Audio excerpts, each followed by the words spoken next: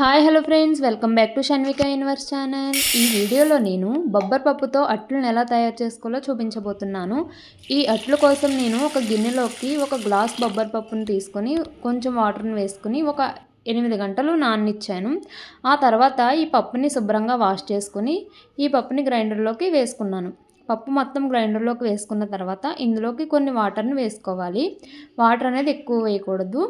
ఈ పిండి మొత్తం ఇలా మెత్తగా నలిగిన తర్వాత వేరొక బౌల్లోకి తీసుకొని ఇందులోకి రుచికి సరిపడా ఉప్పును వేసుకొని కొంచెం వాటర్ని వేసుకోవాలి. ఈ ఉప్పు అంతా పిండిలోకి బాగా కలిసేలాగా కలుపుకోవాలి. కన్సిస్టెన్సీ అనేది ఈ విధంగా ఉండాలి. తర్వాత స్టవ్ ఆన్ చేసుకుని ఒక అట్ల రేకు పెట్టుకొని కొంచెం ఆయిల్ని వేసుకొని వాటర్ని జల్లాలి. వాటర్ జల్లడం వల్ల ఆయిల్ అనేది స్ప్రెడ్ అవుతుంది. ఆ తర్వాత కొంచెం దోసపిండిని ఇలా అట్ల రేకు మీద వేసుకొని స్ప్రెడ్ చేసుకున్న తర్వాత అట్టు మీదకి ఉల్లిపాయ, పచ్చిమిర్చి, కొంచెం జీలకర్రని కూడా వేసుకోవాలి. ఆ తర్వాత పైన కొంచెం ఆయిల్ని వేసుకోవాలి.